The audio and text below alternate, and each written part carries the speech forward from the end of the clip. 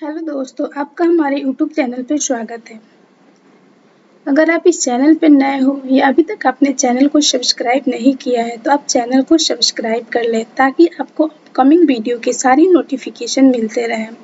आज हम इस वीडियो में बात करेंगे एग्रीकल्चर सुपरवाइजर के सीरीज 4 यानी सीरीज 3 तक क्वेश्चन हम लोगों ने डिस्कस कर लिया था और सीरीज 4 लेकर आज आए हैं। और ये जो क्वेश्चन है जितने भी कृषि से संबंधित आगामी परीक्षाएं हैं या फिर जो भी परीक्षाएं होने वाली हैं वो सबके लिए क्वेश्चन जो होंगे अति महत्वपूर्ण रहेंगे।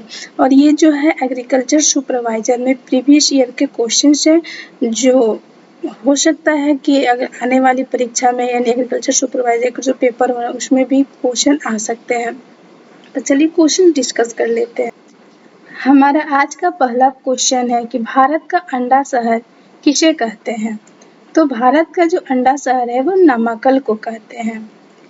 आइए नेक्स्ट क्वेश्चन देख लेते हैं कि राष्ट्रीय कृषि विकास योजना की शुरुआत जो है कब हुई। तो राष्ट्रीय कृषि विकास योजना की शुरुआत जो है 2007 में हुई। अगर वही बात कर लेते हैं कि 2005 में, तो 2005 में जो है यानी जो रोजगार गारंटी प्रोग्राम जो था उसको स्टार्ट किया गया था और वही 2006 में नरेगा एक्ट जो है उसको स्टार्ट किया गया था। आइए नेक्स्ट बात कर लेते हैं नेक्स्ट क्वेश्चन की कि विश्व पर्यावरण दिवस कब मनाया जाता है। तो विश्व पर्यावरण दिवस जो है वो 5 जून को मनाया जाता है। वही अगर हम बात कर लेते हैं कि 16 सितंबर को क्या मनाया जाता है तो वर्ल्ड ओजोन डे मनाया जाता है। वही अगर 21 मार्च की बात कर लेते हैं तो 21 मार्च को जो है हमारा वर्ल्ड फॉरेस्ट्री डे मनाया जाता है। वही जून में और डे की बात कर लेते हैं जैसे कि 1 जून को जो मनाया जाता है वर्ल्ड मिल्क डे मनाया जाता है और जो 8 जून को वर्ल्ड ओशियन डे मनाया जाता है और 17 जून को जो है world day to combat desertification day मनाया जाता है और 21 जून को तो सबको पता है कि इंटरनेशनल योगा डे मनाया जाता है। नेक्स्ट क्वेश्चन देख लेते हैं 4 नंबर क्वेश्चन के ग्लोबल वार्मिंग के लिए प्रमुख जिम्मेवार गैस कौन सा है। CO2 है कि CH4 है कि N2O है या फिर O2 है या ऑक्सीजन है। तो ग्लोबल वार्मिंग के लिए जो जिम्मेवार गैस है वो कार्बन डाइऑक्साइड है। नेक्स्ट क्वेश्चन देख लेते हैं कि श्वेत क्रांति के पिता किसे कहते हैं। यानी जो व्हाइट फ्लड था यानी फ्लड ऑपरेशन फ्लड था उसके पिता किसको कहते हैं। तो ऑपरेशन फ्लड के जो पिता है वो वर्गीस कुरियन को कहा जाता है। नेक्स्ट क्वेश्चन बात कर लेते हैं कि समान वायुदाब को मिलाने वाली काल्पनिक रेखाएं को क्या कहते हैं। आइसोटोप कहते हैं या आइसोबार कहते हैं या आइसोथर्म कहते हैं या आइसोटोप्स कहते हैं। तो जो समान वायुदाब को मिलाने वाली रेखाएं होती हैं वो आइसोबार कहलाती है। नेक्स्ट क्वेश्चन देख लेते हैं 7 नंबर क्वेश्चन कह रहा है कि मृदा नमी ज्ञात करने का यंत्र मतलब क्या है। तो मृदा नमी ज्ञात करने के लिए कौन से यंत्र।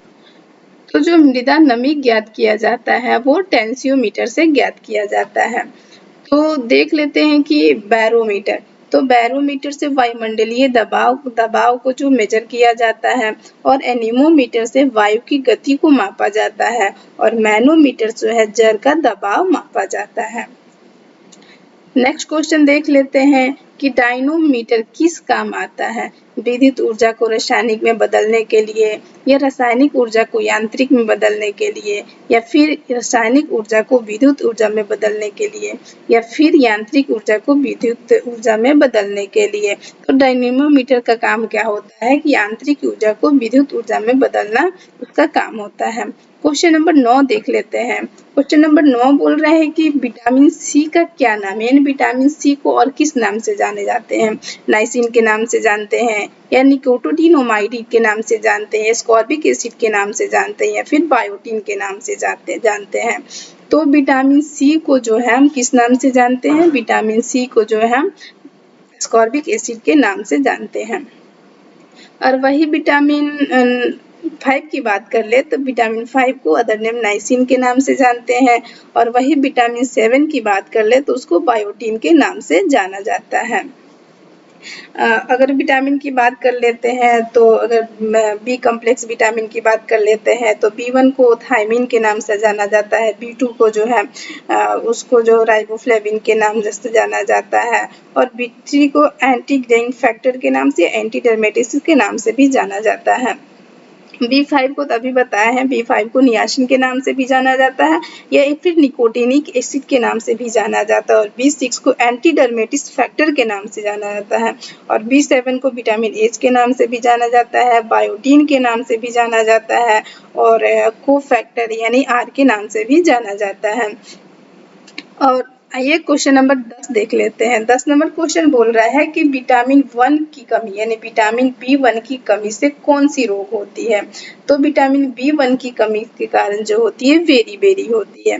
वही रतौंधी की बात कर ले तो रतौंधी जो होती है विटामिन ए के कारण से होती है, स्कॉर्बी जो होती है विटामिन सी के कारण से होती है और जो गंजापन होता है मनुष्य में वो विटामिन डी के कारण से होता है। क्वेश्चन नंबर 11 देख लेते हैं कि निम्न में से ट्रांसजेनिक पादप का उदाहरण क्या है। मतलब ट्रांसजेनिक प्लांट किसको कहते हैं, हाइब्रिड सरसों को बोलते हैं या हाइब्रिड धान को बोलते हैं या बीटी कपास को बोलते हैं, फिर इनमें से कोई नहीं। तो जो ट्रांसजेनिक प्लांट होता है वो कौन सा होता है, बीटी कॉटन होता है, बीटी कपास होता है।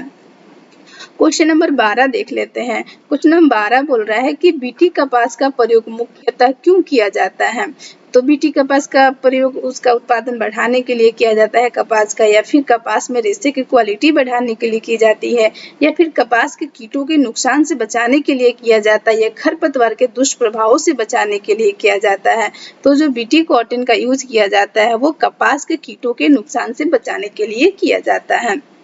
क्वेश्चन नंबर 13 देख लेते हैं कि ऑपरेशन फ्लड योजना किससे संबंधित है। यानी जो ऑपरेशन फ्लड है वो किससे संबंधित है, बाढ़ग्रस्त क्षेत्रों से संबंधित है या फिर नदियों के जोड़ने से संबंधित है या पशुपालन से संबंधित है या दुग्ध उत्पादन से संबंधित है। तो ऑपरेशन फ्लड जो है दुग्ध उत्पादन से संबंधित है। क्वेश्चन नंबर 14 देख लेते हैं। बोल रहे कि भारत में हरित क्रांति के जनक कौन थे। तो जो भारत में हरित क्रांति के जनक MS स्वामीनाथन थे या फिर SK वैशल थे या वर्गीस कुरियन थे या एनी वॉरलॉग थे। तो भारत में जो हरित क्रांति के जनक थे वो MS स्वामीनाथन थे। और वही बात कर ले जो विश्व में वर्ल्ड में जो हरित क्रांति के जनक वो कौन है, नॉर्मनी बोरलॉग है। क्वेश्चन नंबर 15 देख लेते हैं कि MPUAT उदयपुर के प्रथम कुलपति कौन थे। डॉक्टर SL मेहता थे या डॉक्टर OP गिल थे या डॉक्टर पंजाब सिंह थे या डॉक्टर A परोदा थे। तो MPUAT उदयपुर के प्रथम कुलपति जो थे डॉक्टर A परोदा थे। हमारे वीडियो पे बने रहने के लिए धन्यवाद।